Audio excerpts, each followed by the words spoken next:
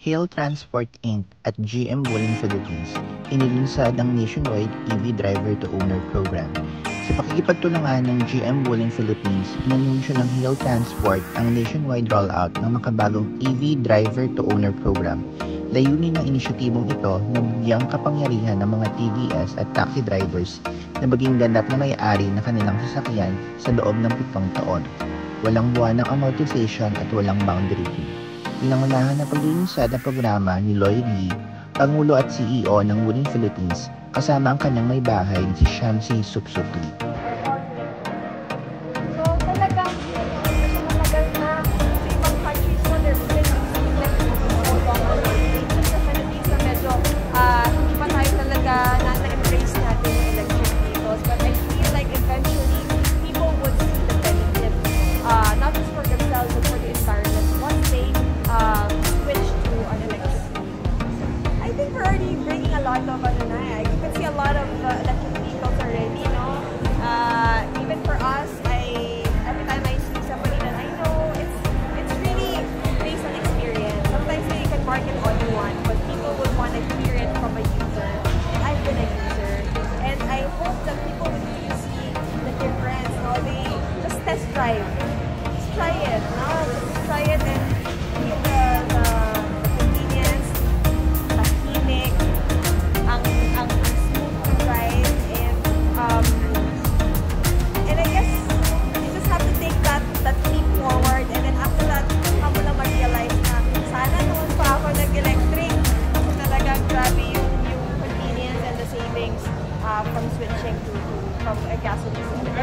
Yes! And you see, di ba, meron tayong mga coating at sabi, EDSA daw, magkakaroon na ng parang numbers na par 3 times ka na, at even numbers na. So, an electric vehicle is exempted from the number coatings. So, pwede mo siyang gamitin from Monday to Friday nang walang sakit. Narito ang aming panayam sa Hail Chief Officer na si Michael De Los Santos.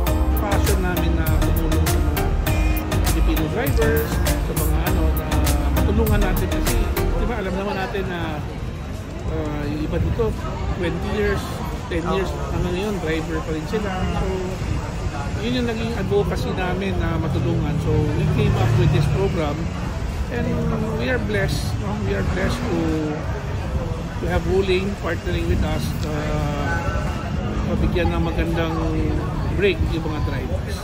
And then with regards to the brand of cars, affordable ba naman sa mga driver? Ay, sobrang affordable. Like, for example, if you don't have car, initial mo lang is 250,000. Initial mo. All in lahat na yun. Nandun na lahat ng down payment mo, lahat ng, yun lang, yun na ilalabas mo. Tapos wala ka ng monthly amortization. Kami nasasagot ng monthly amortization ninyo, ng mga drivers. And then after that, after 7 years, magiging sa driver pa yung sasakyan. Yeah, can you tell something more about Hail? Hail is a TNC company. We started Hail for this is 2 years in the making. We launched it last March, March 10. We launched it. Okay naman, yung app natin, it's already running, up and running. Currently we already have around 4,000 onboarded drivers.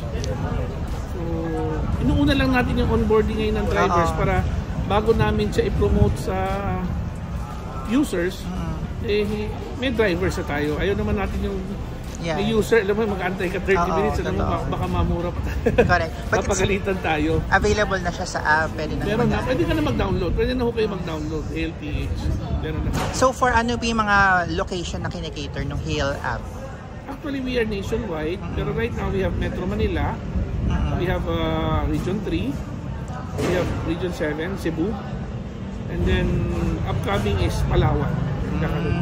Sir, ano na lang po yung difference ng app nyo with the other driving app that we have? Sa tingin ko, we are a lot cheaper than the other platform. And then yung program nyo nga po? Yung program, yun ang maganda sa program natin. Saka, ang kakaiba lang sa app natin, this is I'm very proud of, is we are 100% Filipino-owned company. Definitely. Kaya ang tutok namin as a driver kasi ang ano namin is kapwa Pilipino rin na magtutulungan eh, di ba? Kaya yun yung ano natin, yun yung ating advocacy sa ano. Shamsi is part of Wuling. She's the ambassadress, and then she's the wife of the president of Wuling, Lloyd Lee. So kami yung nag-partner, Hale and Wuling ang nag-partner po. So Wuling, wala, ang masasabi ko na talagang they have a very nice vehicles, no? We sat down and then I think we have the same mindset eh, na tumulong sa Pilipino, tumulong sa kapwa Pilipino. So walang 10 minutes we shake hands, sabi, let's do it. Narito ang mga modelo ng sasakyan ng GM Wuling Philippines na ino-offer ng Hale Transport sa kanilang mga driver.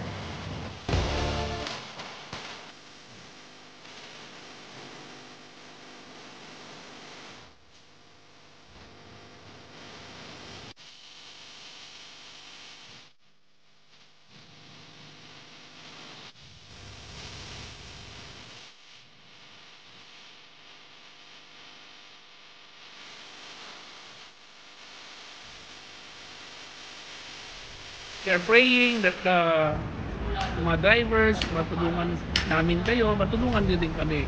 Sana tangkilikin nyo ang Hale, at the same time ang Wuling. I can guarantee, I'm driving a Wuling now. Wala akong problema. Sa lahat mo nang may anxiety about EV, 100%, I can guarantee you. Puntahan nyo ako pag may problema at 100%. Salamat po. God bless. God bless us all. Thank you. Thank you.